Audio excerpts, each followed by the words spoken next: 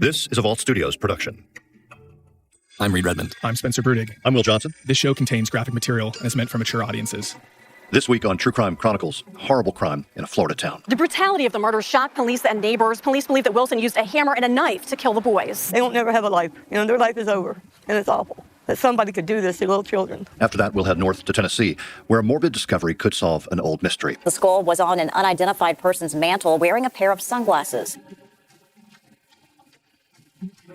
We begin this week with a story from Melrose, Florida, about an hour away from Jacksonville, and the murder of two young boys found inside their home. I'm joined by Haley Harrison, an investigative journalist at First Coast News in Jacksonville. Haley, what do we know about the suspect, Mark Wilson Jr., and the family that he's involved with, and the boys who are the victims in this case? What we've understood from the sheriff's office and investigators is that Mark Wilson, the relation to him and the Baker family is that he was dating at the time the aunt of the two young boys who, tragically were killed in their mobile home in Melrose. So he was living with the aunt. He was invited with the aunt to live at their home in Melrose because I guess allegedly they were homeless. So the Baker family gave them a place to stay. And Haley, do we know anything about where or what this guy had been up to in preceding years? Mark Wilson Jr. was homeless, but did he have a criminal past or anything like that? We don't have a total big picture of where he was before. We do know the Baker family had just moved to Melrose, so they didn't even have a long history in Melrose. So we don't know too much about his past. The sheriff's office, Putnam County Sheriff's Office, did mention at the original press conference that Mark Wilson did have a criminal history. It didn't involve any violence, but he did have a record. And I ask these questions about Mark Wilson Jr. because the crimes he's charged with are so shocking. It seems helpful to just try and understand where someone is coming from. But let's go back to the murders and when this happened, back in August of this year, right? The homicides happened at the end of August. We were out there for a couple days covering it. And obviously the first announcement came out that a 14-year-old, Tayton, and then a 12-year-old, Robert Baker, were killed. The sheriff announced then that they were stabbed with a knife and bludgeoned with a hammer. I mean, these two young boys, just getting those sort of reports out of the gate was just shocking to such a small community in Florida. I mean, Melrose is a very small community. This family was brand new to the area. I mean, neighbors I spoke to were not even familiar with the family. They realized they had just moved in. So it was just pretty shocking right away, what we found out originally. And the arrest of 30-year-old Mark Wilson happened pretty quickly. The original investigation wrapped up pretty quickly, and we got those documents, I think, mid-September, the arrest report from the Putnam County Sheriff's Office, which quoted investigators saying Wilson confessed that he and his girlfriend, the boy's aunt, planned to kill the entire family. So what was already a really tragic story about two young boys being killed with a knife and a hammer kind of just got worse in September after we got these new reports from investigators. So according to those reports, a day after the murders, the sheriff's office report says a recorded meeting between Wilson and an unnamed witness took place, and that's where Wilson admitted that he and his girlfriend, or the boy's aunt, planned to split up the killings. So according to that report, Wilson had planned to kill the 12-year-old and 14-year-old boys, and then the aunt was supposed to kill, I guess, her sister and the boy's 4-year-old sibling. That's, of course, according to Wilson and what he said to that witness. The aunt isn't facing charges at this time. There has been no update to that from the state attorney or the sheriff's office, but that was just the original arrest report that we got in September. And even in that report, Mark went on to say he was angry because the girlfriend did not follow through after he killed the two boys. It's just so sad to look at the pictures of these two young boys, just your typical looking young boys, and it's just so heartbreaking to think this could happen to two kids inside their home. And then you hear weeks later that he planned to kill his whole family, or at least this family. I think the big question is why. Yeah, and I think that's something that we still don't understand. According to that arrest report, I mean, the Putnam County Sheriff's Office said that apparently he felt the boys' family was trying to put stress on his family by reporting them to the Florida Department of Children and Families, but we haven't been able to get any additional information from officials on why that would be.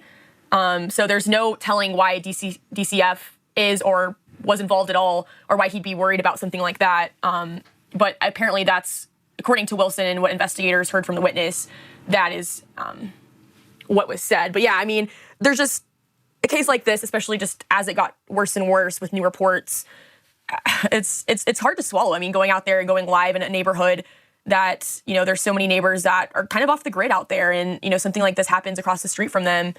I mean, they can't understand, and even as a reporter, it's hard for me to swallow. Haley, have prosecutors said what they plan to seek in terms of punishment? Yeah, so they just had the indictment last week. Mark Wilson Jr. is facing 2 counts of first-degree murder, burglary with battery, and burglary while armed. So 4 different counts. They are seeking the death penalty. The state attorney last week was super confident when he made this announcement. He said he spoke with the family and other colleagues and said there was no hesitation to seek the death penalty. And that they are very comfortable and confident in their decision to do so. All right. And Haley, we also have some audio of a virtual press conference where investigators talked about what they are seeking in terms of punishment and this case in general. We've consulted with the family before we made this decision, as well as consulting with the executive team and the homicide prosecutors. I can tell you it was not a difficult decision to make. These are some of the most brutal murders that I've ever heard about. I can tell you that the defendant, he attacked these kids without mercy. Here is not the place to have a trial by public perception, but I can say only that this is truly one of the most horrific crime scenes that I've ever seen in my life. My sincere hope is that this matter will be brought to closure swiftly to provide some additional closure for the family. It's just absolutely horrifying to me as a parent that these 2 young men lost their life prematurely and that their parents are having to endure this. All right. And at this point, with COVID and trials taking a while to get underway in some cases, who knows when this will actually go to trial, but we will keep our listeners posted. Haley Harrison, investigative journalist at First Coast News in Jacksonville, Florida. Thanks so much for joining us. Thank you so much. Next on True Crime Chronicles, we turn our attention to a rather bizarre case in Tennessee. I'm joined by John North. He's an investigative journalist at WBIR in Knoxville, Tennessee. John, on today's show, we're talking about a skull that's been identified. But as we get into this story, it's really all about where this skull turned up, right? Well, honestly, Will, it's kind of a typical East Tennessee story. I hate to say it, but it's the truth. The situation is basically, as I understand it, roughly a year and a half ago, a young man was over at his dad's rental house in a rural county called Morgan County in an unincorporated area, and he notices a skull sitting on the mantle. It's a human skull. And he says to the renter, the tenant, he says, yeah, what about that? What is that? And the tenant explains, according to police reports and according to authorities, that he'd been out back of the house, walking with his dog, and this is a heavily wooded area. We've got lots of mountains and hills in East Tennessee, lots of woods. It's beautiful. But it's also a great place to hide skulls, I guess. And the man said he was out walking with his dog, and the dog turned up the skull. And it appears that the man, the tenant, whose name is Brian Kennedy, then kept the skull and evidently put it on the mantle there in the rental house with a pair of sunglasses. And that's where it stayed for a while until it was spotted, as I say, in March of 2019. So, John, I have to say that if I personally found a skull in my backyard or wherever, I would probably think to report it. It's a safe assumption if you and I are out walking anywhere and we find any kind of a bone that looks human, we're going to say, gee, I probably shouldn't have this. Maybe there's some bad mojo here. I sure don't want it. Ew, gross.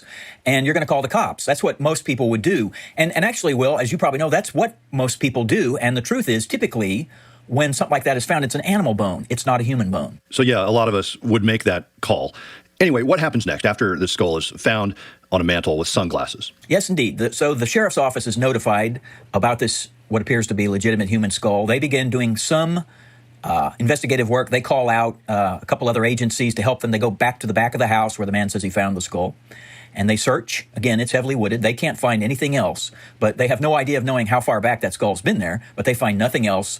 It's very near one of our state prisons as well, so they actually called in some of the Department of Correction people to help as well. Came up with nothing, but thought, well, who used to live in this house? And back in 2012, there was a man named Junior McCann who used to live in that house. He was 79 years old, and it turns out that his brother reported him missing from the house about 4 days after the brother says he last saw him. So using that information, Morgan County Sheriff's Office contacted our local forensic office, which handles most of the autopsies for Knox County and Anderson County, and also contacted the University of Tennessee Department of Anthropology. Now, some folks may not know it, but UT, University of Tennessee here in Knoxville, has a very well-known anthropology department that's known for forensic pathology. So forensic anthropology, So they will take bones. They can look at bones, whether it's a skull or a femur or whatever it is, and they can begin to determine what may have happened to the person. If there are marks on the bones that might indicate a weapon, they can do things as crazy sounding as if it's, for example, a skull that's been sitting out for a long time and there's a hole in it, they can look at it and determine maybe how long it's been there, how many seasons. They examine the leaves that may have gathered in the skull. They may look for dead larvae. They can, crazy as it sounds, it is kind of CSI stuff, they can determine roughly maybe how long a body has been sitting out there. So these two agencies were notified about mystery skull. Morgan County Sheriff's Office knew Mr. McCann had lived at this house back in 2012 because his brother had reported him missing. So they also gathered DNA samples from some family members who were surviving. By this point, of course, we're 8 years forward, basically, or 7 years forward. And the DNA material was sent off to North Texas. And we just learned this month, just about 10 days ago, that there is indeed a match, that is Mr. Junior McCann, age 79, who wandered off or was no longer seen after a certain point of time in September 2012.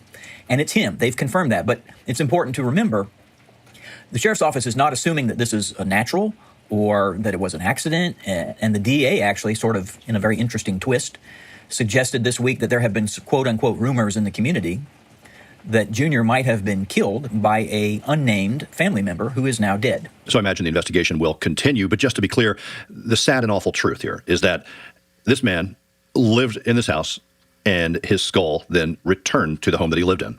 Can you imagine, you live in your house, you go away one day, maybe in the backyard, and somebody finds your remains and end up putting your head back on the fireplace mantle, and you sit there for months and months and months, and nobody knows who you are. It's weird. Life's weird. Yeah, life and death are weird. John, I know you've covered a lot of crime over the years. This has to rank up there, nonetheless, as one of the more bizarre stories. Well, it is unique and bizarre, but here's kind of the thing. Maybe I shouldn't let this secret out if you don't mind an old journalist saying this, but East Tennessee is kind of like that. So you could probably tell me any kind of a lunatic story, Will, about something happening here, and I would probably not be surprised. You could tell me, John, a spaceship has just been discovered in a county 50 miles up from you. Could you go check it out? And I'd be like, yeah, okay, I will. I might have bad cell service, but I'll get back to you. And I wouldn't be surprised if we did have a spaceship out there somewhere. This is just kind of the place. I don't want to seem cavalier when I say this, but there's always something going on in this part of the world. I moved here from Kansas City, Missouri, which was a much bigger, more sophisticated part of the world. And I got a good story out of that place maybe once every couple months. Here you get one almost every day. So just to underscore, no other remains have been found, only the skull. Correct. There's been nothing else. And when Clarence McCann, the brother, reported Junior missing, he mentioned, whether it's legitimate or not, we don't know, it's just what the report says, that Junior was wearing a blue shirt, kind of a uniform-style shirt with the letters JR on the breast, and a dark blue pair of pants. None of that's been found. No shoes, none of that stuff. But, you know, something that I've learned from experience is that it doesn't take many seasons of leaves falling and detritus building and trees falling and all of that happening and rain and wind for the soil to build up. And it can quickly bury a lot of stuff that you would think, oh, that will be no problem at all to find that in the dirt. But it's not true. If we're thinking that it's been 7 or 8 years since he left and died there, whether it was a homicide or not, we don't know. It's conceivable that there's stuff there, but you just have to dig. I mentioned to you the UT forensic anthropology experts. They will tell you that, for example, we are very close to the Great Smoky Mountains National Park, which is the most visited park in the country. It is not unusual if somebody goes missing and isn't discovered pretty quickly, they might not go discovered. Their remains may lay there as woods and trees and leaves all build up over them, and in a matter of time, they could be buried under a foot or two. Yeah, you can certainly see that in more rural areas where it'd be a lot tougher to find a body, and they do go missing. It is possible. We've got an old case that a colleague and I have worked on for a while that's actually, once upon a time, it was probably one of the most high-profile murders in the United States in 1976. A U.S. diplomat murdered his family, 3 sons, his wife, and his mother in Bethesda, and drove their bodies to, you remember this? Drove their bodies to North Carolina, ditched the bodies, but then continued to drive here to the Smokies. Why he picked the Smokies, we're not sure. But he left the station wagon that he carried the bodies in, and he disappeared. And he's never been seen from again. And it's fair to suspect that while he may have jumped on a plane with his altered passport and flown to Rome or wherever, it's also conceivable that his remains are buried way under debris in the Great Smoky Mountains, and he'll never be found. He'd be in his 80s if he's still alive. Well, John, like I said, you can add this one to the list of strange cases that you've covered, and certainly a tragic one for the victim involved here. Do we know what's next in this case? The sheriff's office has put out a public plea this week for help, any kind of information that may be out there. I'm inferring that Clarence, the brother, is long gone. He would have been 77 back in 2012, so do the math. He'd be in his 80s if he's still alive. He may be gone. He's not living in that house now. We know that. So the sheriff's office is looking for any help they possibly can get. This case, because it's so strange and unusual, it has gotten more attention than kind of your normal one would, if you will, because we've heard from all kinds of folks. I know the London Daily Mail picked it up. It's been all over the place, so maybe that will help. But I think they've got their fingers crossed that they might get more information about what happened to Mr. McCann. You know how these things go. It's probably a roll of the dice. All right, John North of WBIR in Knoxville, Tennessee. We appreciate you talking to us. Good talking to you. I'm sure we'll do it again.